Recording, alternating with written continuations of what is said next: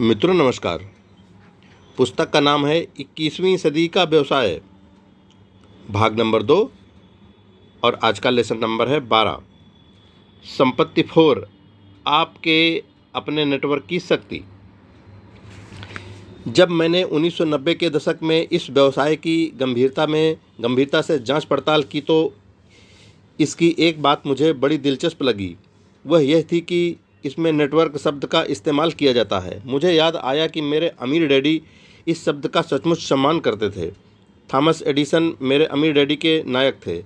आज लोग एडिसन को आमतौर पर बिजली के बल्ब के आविष्कारक के रूप में जानते हैं, लेकिन यह सच नहीं है। एडिसन ने बिजली के बल्ब का आविष्कार नहीं किया था, उन्होंने तो सिर्फ इसे बेहतर और आदर्श बनाया था। इससे भी ज़्यादा महत्वपूर्ण बात, उन्होंने यह अनुमान लगाया था कि इसे एक व्यवसाय में कैसे बदलना है। स्कूल छोड़ने के बाद, क्योंकि उनके टीचर्स की राय में वे इतने स्मार्ट नहीं थे कि वहाँ सफल हो सकें, एडिसन ट्रेन में टॉफ़ी और मैगजीन बेचने की नौकरी करने लगे। जल्द ही वे अपना खुद का अखबार छापने लगे और एक वर्ग के भीतर ही उन्होंने लड़कों की एक टीम नियुक्त कर ली जो उनके अखबार के साथ टॉफ़ियाँ बेचने लगी। वे कर्मचारी से व्यवसायी बन गए थे। शक्ति प्रोडक्ट में नहीं है, शक्ति तो नेटवर्क में है। यदि आप अमीर बनना चाहते हैं तो सबसे अच्छी रणनीति यह है कि आप एक शक्तिशाली, व्यावहारिक और विकासशील नेटवर्क बनाने का तरीका खोज लें। अखबार बेचने के काम से युवा एडिसन धीरे धीरे उकता गए। टेलीग्राफ ऑपरेटर की नौकरी पाने के लिए उन्होंने यह सीखा कि मेसर्स कोड कैसे भेजा जाए और प्राप्त किया जाता है। जल्द ही वे सर्वश्रेष्ठ टेलीग्राफ ऑपरेटर्स में से एक बन गए और यहीं उन्होंने वह दिलचस्प रहस्य सीखा जिसकी बदौलत वे बाद में मिलियनेयर बने। टेलीग्राफ ऑपरेटर के रूप में उन्होंने देखा कि टेलीग्राफ के आविष्कार को इतनी ज़बरदस्त सफलता क्यों मिली थी। यह तारों, खंभों, काबिल व्यक्तियों और रिले स्टेशंस का आपस में जुड़ा हुआ तंत्र था। इसमें नेटवर्क की शक्ति थी। हालांकि एडिसन बिजली के बल्ब संबंधी प्रयोगों और उस फिलामेंट को आदर्श बनाने के लिए मशहूर हैं जिसकी बदौलत बल्ब व्यावहारिक बना, लेकिन एडिसन की सच्ची प्रतिभा एक कंपनी बनाने में नज़र आती है जिसने बिजली के तारों का जाल बिछाया और बिजली के बल्ब को समाज में जगह बनाने का अवसर दिया। एडिसन ने जिस कंपनी की स्थापना की उसने उन्हें मल्टी मिलियनेयर बना दिया। उस कंपनी का नाम था जनरल इलेक्ट्रिक। एडिसन के व्यवसाय को क्रांतिकारी बनाने वाली चीज़ बिजली का बल्ब नहीं बल्कि बिजली के तारों और रिले स्टेशंस का तंत्र था जिसकी बदौलत बिजली के बल्ब को ऊर्जा मिली। यह नेटवर्क था। मेरे अमीर डैडी ने मुझे बताया था, संसार के सबसे अमीर लोग नेटवर्क बनाते हैं, बाकी हर व्यक्ति नौकरी या काम की तलाश करता है। समुद्री जहाज और दौलतमंद स्वामियों तथा रेल रोड बैरन्स से लेकर सैम वाल्टन, बिल गेट्स और जेफ बेजोस तक उन्हीं लोगों ने संसार में प्रचुर दौलत बनाई है जिन्होंने यह पता लगा लिया था कि नेटवर्क कैसे बनाना है। सैम वाल्टन ने लोगों के लिए वस्तुओं का उत्पादन नहीं किया, उन्होंने तो उनके वितरण का नेटवर्क बनाया। बिल गेट्स ने कंप्यूटर नहीं बनाए, उन्होंने तो एक ऑपरेटिंग सिस्टम बनाया जिस पर कंप्यूटर चलते थे। जेफ बेजोस ने पुस्तकों का प्रकाशन नहीं किया, उन्होंने तो पुस्तकों को ग्राहकों तक पहुंचाने के लिए एक ऑनलाइन नेटवर्क अमेजन बनाया। शक्ति प्रोडक्ट में नहीं है, शक्ति तो नेटवर्क में है। यदि आप अमीर बनना चाहते हैं तो इसके लिए सबसे अच्छी रणनीति यह है कि आप एक शक्तिशाली, व्यावहारिक और विकासशील नेटवर्क बनाने का तरीका खोज लें।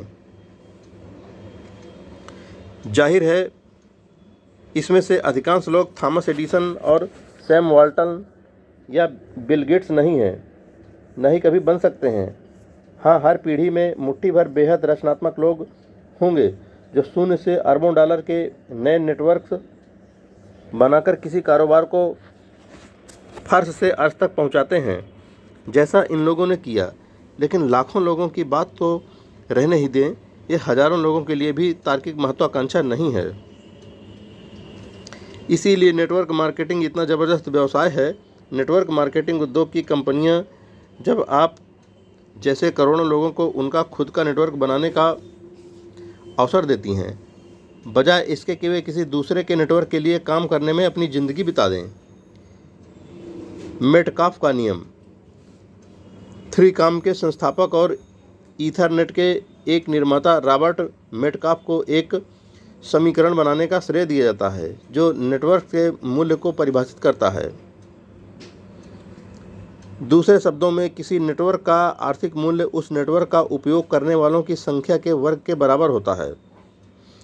मेटकाफ के नियम को ज़्यादा सरल शब्दावली में बताया जाए तो इसका यह मतलब है कि जैसे जैसे आप इसमें उपयोग करने वालों को जोड़ते हैं, इसका मूल्य ज्यामितीय रूप से बढ़ता जाता है।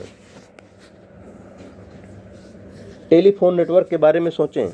यदि संसार में सिर्फ एक ही टेलीफोन हो तो उसका कोई वास्तविक आर्थिक मूल्य नहीं है। यदि पूरे संसार में सिर्फ आपके पास ही फ़ोन हो तो आप किसे फ़ोन करेंगे? जिस पल आप एक और फ़ोन जोड़ देते हैं तो मेटकाफ के नियम के अनुसार फ़ोन नेटवर्क का आर्थिक मूल्य तेज़ी से बढ़ जाता है। ऐसे में नेटवर्क का आर्थिक मूल्य 0 से 2 का वर्ग यानी 4 हो जाएगा। एक तीसरा फ़ोन जोड़ देते हैं तो आर्थिक मूल्य बढ़कर 9 हो जाता है। दूसरे शब्दों में, किसी नेटवर्क का आर्थिक मूल्य सांख्यिकीय नहीं, घातांकीय रूप से बढ़ता है। नेटवर्क्स व्यावसायिक जगत में कैसे आए? औद्योगिक युग का व्यवसाय मॉडल किसी साम्राज्य की तरह काम करता था। यह एक शक्तिशाली केंद्रीय सरकार द्वारा नियंत्रित होता था जो इसकी प्रबलता से केंद्रित पहचान बनाए रखती थी, चाहे यह कितना ही बड़ी हो जाए।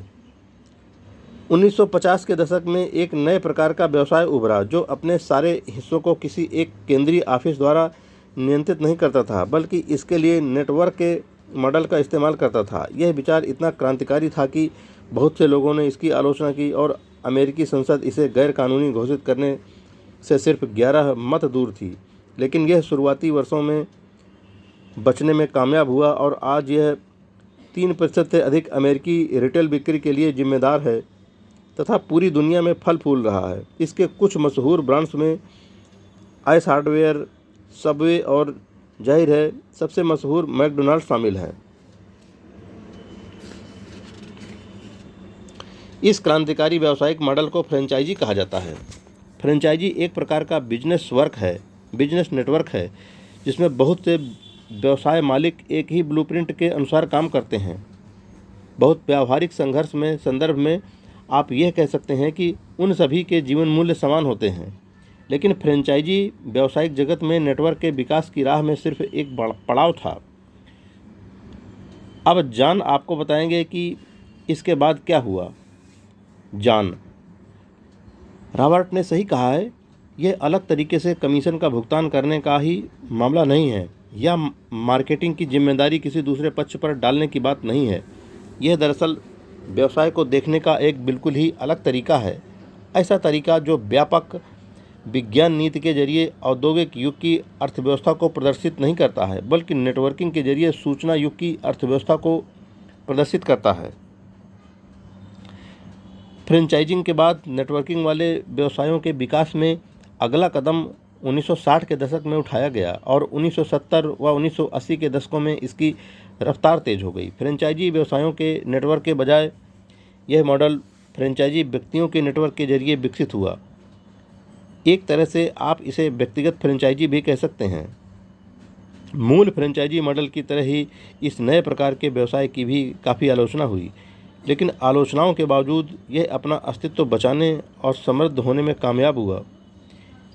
एक मॉडल को नेटवर्क मार्केटिंग कहा जाता है। रॉबर्ट: वैसे फ्रेंचाइजिंग के बारे में सच्चाई यह है कि फ्रेंचाइजी का स्वामी बनने के बाद आप एक नेटवर्क का हिस्सा तो बन जाते हैं, लेकिन उस नेटवर्क के स्वामी नहीं बन सकते। आप तो केवल अपने व्यवसाय के स्वामी बनते हैं। दूसरी ओर नेटवर्क मार्केटर के रूप में नेटवर्क मार्केटर के रूप में आप न सिर्फ नेटवर्क बनाते हैं, बल्कि आप दरअसल अपने खुद के नेटवर्क के स्वामी भी होते हैं। और रॉबर्ट जैसा आप कहते हैं, इससे ज़बरदस्त वित्तीय लीवरेज हासिल होता है। दूसरे शब्दों में, नेटवर्क मार्केटर के रूप में आपको मेटकाफ के नियम की शक्ति का दोहन करने का अवसर मिल जाता है। कैसे? यह सिर्फ नेटवर्क मार्केटिंग कंपनी से जुड़ने मात्र से ही नहीं हो जाता। यह तो वैसी ही बात हो जाएगी जैसे संसार में केवल आपके ही पास टेलीफोन हो।